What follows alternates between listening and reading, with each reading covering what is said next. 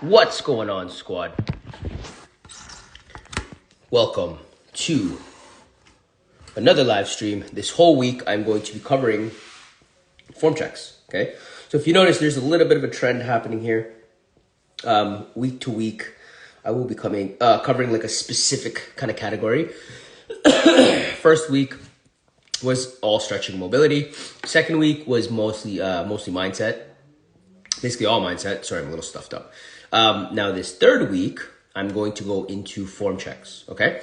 And I'm going to kind of, the live streams will escalate. They will get, a little bit more advanced as we progress through, because essentially what I've done is put together a bit of a curriculum that I can run through and begin to elaborate on, okay? Because I do want to get better over time. I don't plan on stopping these live streams anytime soon, or at all, actually. It's something that's become a part of the week-to-week routine. So today, we're going to go over the best and most effective way, or the simplest, rather, and most effective way to actually practice your hip hinge or your deadlift, okay? Now, this is something that I have used personally for damn near a decade, okay? So about like 7-8 years, I've been practicing this. And every year, I'll find myself at various points of the year, actually running through this drill to sharpen up on my hip hinge. Because even myself, after 12 years of training, I still forget sometimes, right? Because if you don't use it, you lose it. So the only piece of equipment you will need for the drill is a broomstick or some sort of like dowel, maybe like a shower curtain stick. But you're gonna need a stick, okay? Now, what you're gonna do from there, just move this back, make sure I'm in the frame. Put that down a little bit, perfect. Okay, what you're gonna do with your dowel. This is bothering me, sorry, you can't see my feet, and it's making it hard to actually get a visual. Okay, there, perfect. Now that that's out of the way, you can see my full body in the frame. What you're gonna do is you're gonna make 3 points of contact with this dowel. The back of your head, your mid-back, and your lower back, okay? So it's gonna look exactly like this. And essentially what you're trying to do is maintain all 3 points of contact while you go into your hip hinge, okay? So what you're gonna do is break from the hips, so you're not thinking of squatting, okay? Because if you think of what a door hinge does, a door hinge opens and closes, right? So that's what you're gonna be wanting to do with your hips. So now, once you have your 3 points of contact, back of your head, mid-back, tailbone, you're gonna break from the hips, push your hips back, okay? And you should feel a deep stretch in your hamstrings if you are maintaining all 3 points of contact with that dowel. Now, once you come as low as you can, you're gonna push the hips forward, okay? You're gonna squeeze your glutes, and you're just gonna come upright. And what the dowel does is it actually keeps you in perfect posture, number one. Number two, it doesn't allow you to make the mistake that a lot of people do with their deadlifts by kind of like reaching back and leaning back and compressing the lower spine, right? Because that dowel is keeping your spine in complete alignment, as you're hinging forward, you should be searching for that stretch in the hamstrings. And when you come up, okay, once you're flush, you're stopping. Because if I lean back, my mid-back loses contact with that dowel, right? So a lot of people, what they tend to do is when they go into their deadlift, they'll pull up and then they'll lean back. Now, that's very, very dangerous for your lumbar spine, for your lower back. So one more time from the front. Back of the head, mid-back, tailbone. Footing is going to be different for everybody, okay? But typically I suggest either just inside of shoulder width apart or at shoulder width apart. Whatever feels most comfortable for you. And of course, if you're doing a dumbbell deadlift, it's going to be different from when you're doing a barbell deadlift. But you can see here, I'm breaking from the hips. I'm pushing my butt back. I'm allowing my chest to come down as far as possible. And then I'm coming back up to neutral and squeezing my glutes, okay? Now, it's very important that you work through the full range of motion. Because if you find yourself only able to stop at about here, let's say, okay? This is as far as you can go without losing contact with all 3 points of your back, your back of your head, and your tailbone.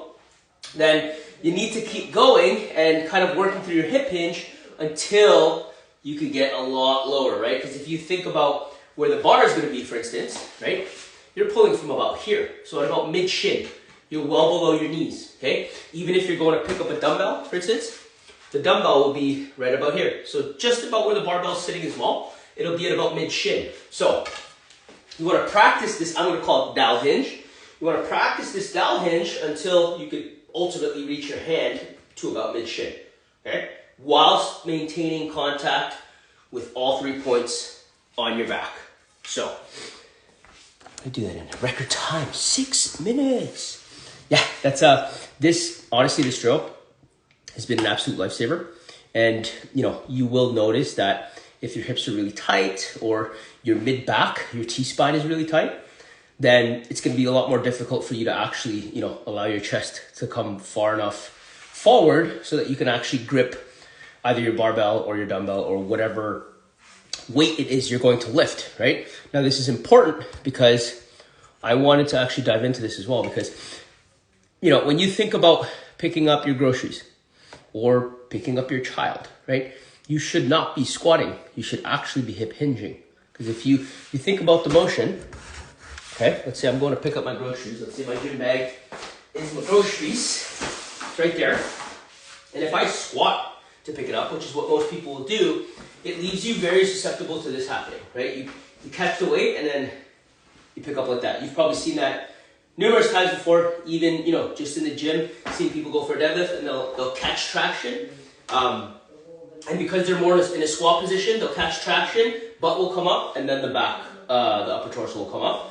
Whereas if I go to pick up my groceries now, and I'm falling into my hip hinge, okay, and I'm picking up my groceries with my glutes and my hamstrings, my lower back is completely safe. Same goes for the kid. I'm going to pick up my son, you know what I mean? I actually fall into a hip hinge. And I'm using my glutes and my hamstrings to pick him up off the ground, right?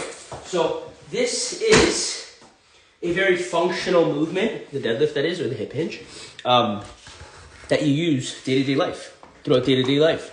So get your dowels, get your sticks, even if you got a hockey stick, anything that's, I'd say about like your torso's length, like from head to about hip, anything that long will be sufficient enough for you to actually run this drill. Because now from close up, I want you to get a visual.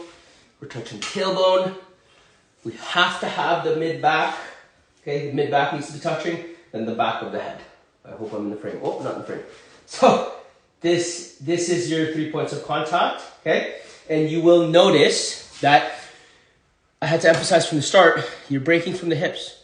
Because think of your door hinge. Your door hinge is opening and closing. Your hips is where the hinge is happening, right? If there's too much action going on in the knees, chances are you're falling into a squat, right? So for those of you that tune in live, God bless you. For the rest of you, I hope you catch this replay because this was a good one.